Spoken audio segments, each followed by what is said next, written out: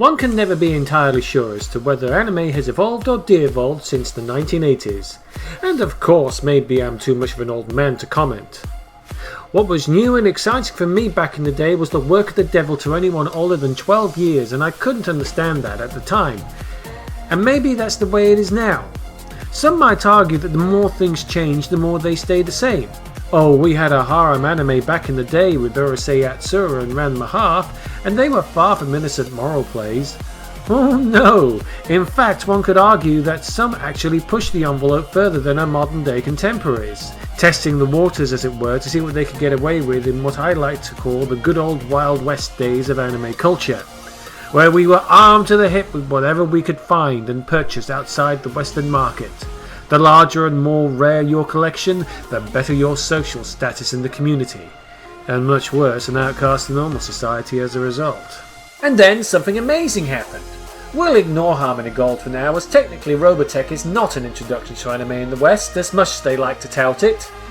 No, Robotech was nothing more than what the West already did with a lot of anime imports, a redub and rewriting of Japanese animation. So sorry Makek, I hate to rain on your grave, but for as much as you contributed to the anime fandom in the West, Robotech is not a blip on the radar. Oh, it had its impact, but it's not what the fans wanted.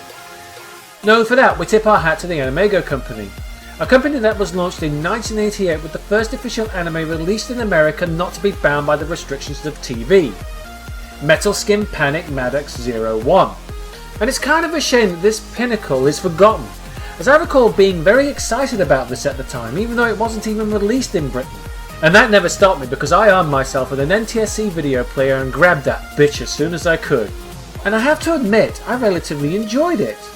The fresh Japanese stereo audio, the clean subtitles, and I have to admit the ultimately funny plotline of a boy trapped in a robot suit trying to keep a date with his long-suffering girlfriend whilst being hunted by the military.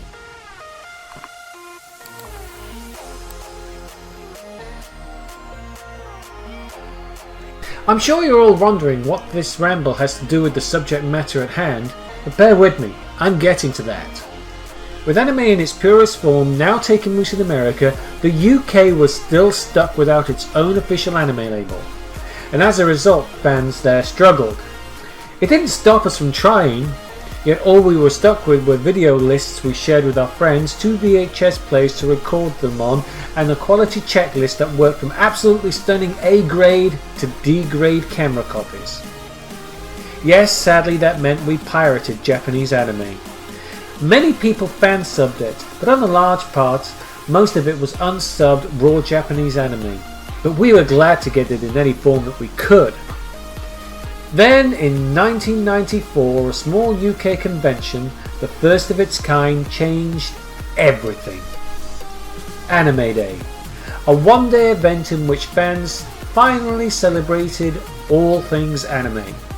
The venue was small but sufficiently populated at the Conway Hall in Sheffield, England, just about 10 minutes walk away from where I used to live. And whilst not a member of the committee, I did pride myself of helping out setting it up before the launch day. And I have to thank my good friend Rick Cowling of the Sheffield Space Centre, yes, another free plug for you there, me old matey, for the opportunity to be part of something that would eventually become very special for me in every way. And even though we didn't notice, in the background a particular guest was watching, observing, asking questions. A representative from an unknown media company called Island World. And it was not 6 months later we finally came to realise the impact one small convention of less than 100 people would have on the entirety of the United Kingdom. And later eventually the Western world. Island World released the small anime film.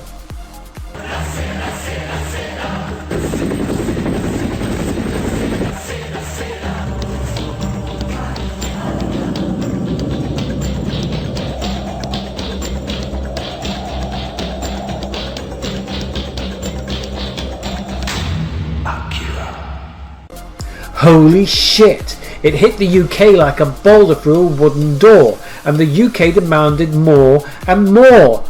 So they launched Manga Video, with some controversy as to the titles they released, from the ultra-violent to the pornographic.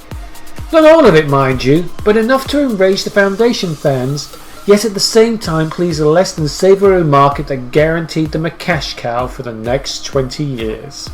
Yeah, sorry guys, that was our fault. So the cow spread its milk, with one title after another saturating the market heavily with as much controversy as it could muster, with other British video companies trying to keep up but failing to do so. The manga video juggernaut was just that unstoppable. And it could be down to one marketing trick that the other companies just didn't quite understand. It hit a market that was technically overlooked by the other video companies who largely focused on the gaming scene and film magazines. It aimed its sights squarely at the then overlooked but booming comic market that was literally feeding off the British art form like a blood-hungry vampire. In particular, the fans of the satirical yet violent comic giant 2000 AD. After buying out the Manga Mania magazine, Manga Video, now Manga Entertainment, started to focus on smaller titles at the £5.99 range, each lasting 30 to 45 minutes each as the monthly titles, or as they like to call them, video comic titles, alongside their more expensive and less likely to succeed catalogue. The idea was to make as much money as cheaply as possible, and with the most affordable new titles out there in any genre, the ploy worked, making the original 12-part Guyver series one of their best-selling titles, freeing enough money up to improve their catalogue and invest in bigger, more ambitious projects such as the failed Manga Live label to the highly successful Ghost in the Shell movie. As part of this video comic series, Manga Video procured Cyber City Oedo 808, a 3-part OVA series that was sufficiently well known enough to bring back the old school. Only Manga felt there was something missing from this series that could improve it. I am authorized to extend the state's congratulations on the success of your mission. Yeah, yippee, whoop the fucking do. Just piss off and let me enjoy my motherfucking hangover in peace, will ya? A lot of swearing. And I have to admit, a much better rocking soundtrack than the original. I know, I'm not usually keen on altering the source material, but in this case, wow, I'm fine with it. I can't find myself watching the dubbed version, at least of this, without listening to the most rocking theme tune ever.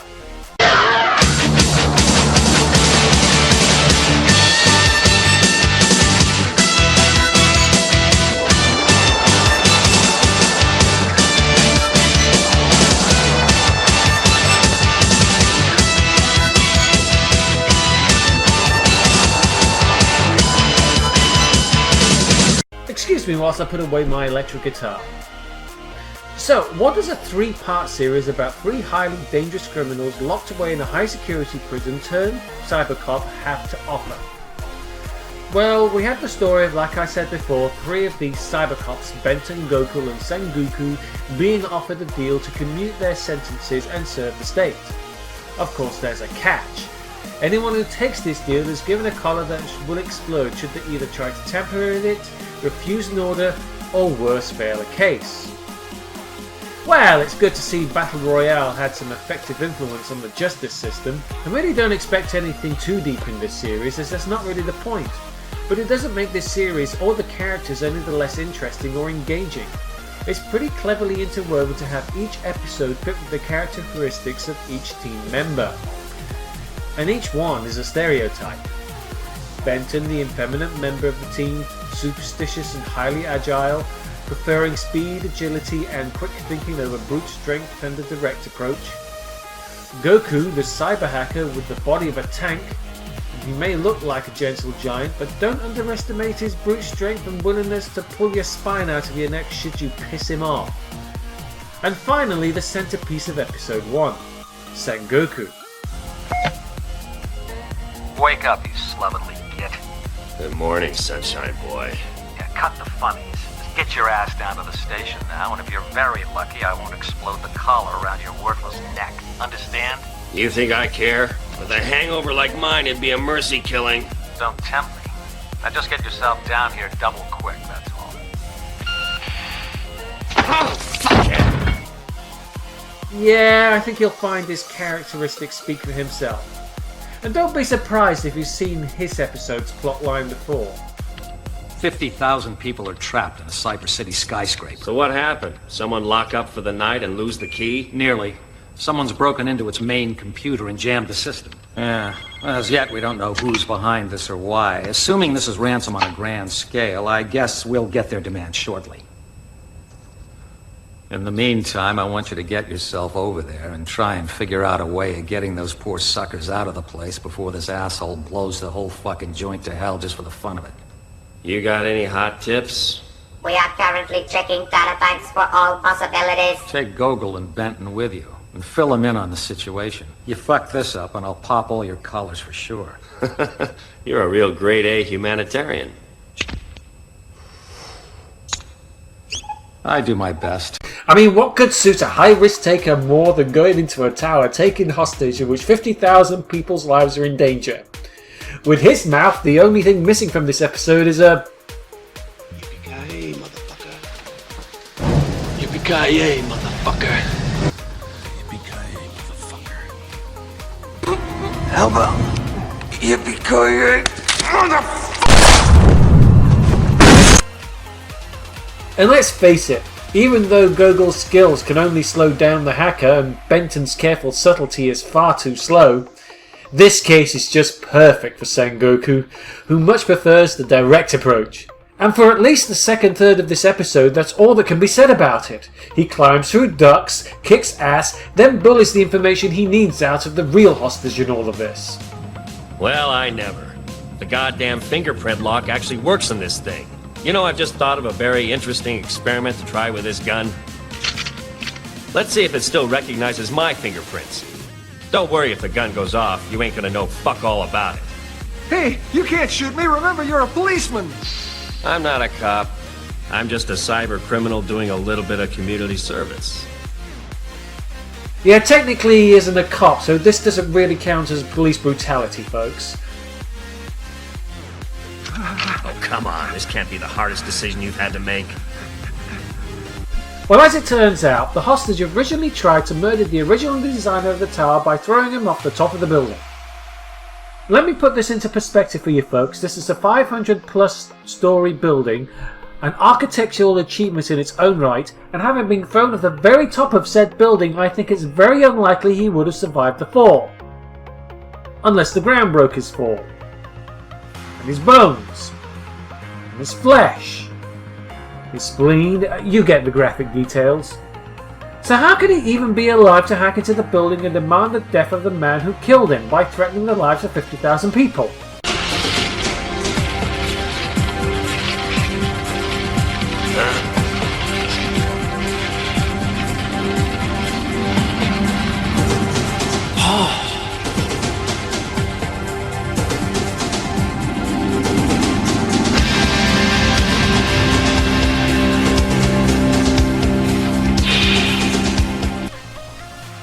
Oh, I see. Somehow his entire body survived a 500-story footfall without being turned into paste. He crawled into a computer terminal and connected his entire body into the system for the past 20 years and slowly hacked his way into the building system. And his entire skeleton is still intact. You know, putting aside this stretch of physics, Son Goku is not going to let this son of a bitch get away with any of the bullshit he just pulled off. Especially considering he threatened the life of his love interest, currently trapped in a lift that nearly itself met with a destiny with the ground. But don't worry folks, considering this guy's fate, I'm sure they had nothing to worry about.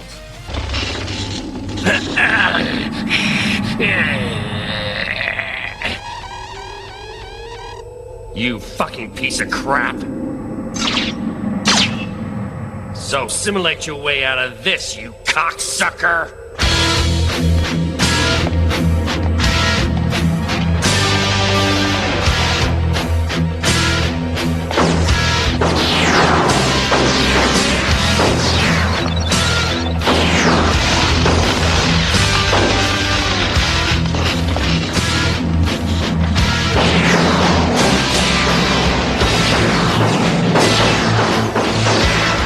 Adios, bozo. This time I'm downloading you straight into hell.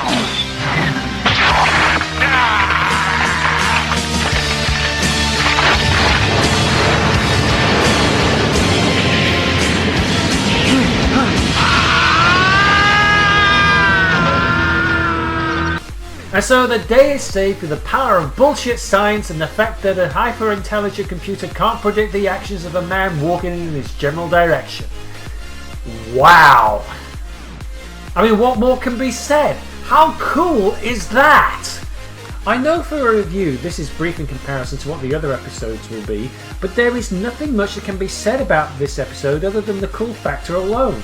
It only just pretends there is science behind this with enough bullshit to edge its way through, and if you throw away the complete impossibility of physics near the end, the episode works extremely well. You can even pretend that Goku is a thinking man's criminal to an extent.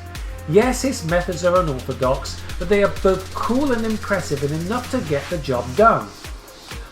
For an opener, Cyber City Episode 1 couldn't have been any better, even with the plot holes, and it entices you enough to want to see more. And despite the fact I may have been somewhat hard on Manga Entertainment in this review, they did on occasion release some genuine gems that still remain etched in my generation's memory. And that's my issue with new anime today. What's being released today doesn't hold a candle to the gems of old, with a few notable exceptions like Attack on Titan for example. The new simply isn't new. They're a play on their own environment with a rehash of what's already been done before and what's guaranteed to sell, which forces me to ask the question. If that's what the anime companies are going for these days, why don't they just continue with the old? The success of the new loop in the third series and the Macross Frontier proves that the old school still has an impact on today's generation, with the latter implementing new generation tastes with an old formula.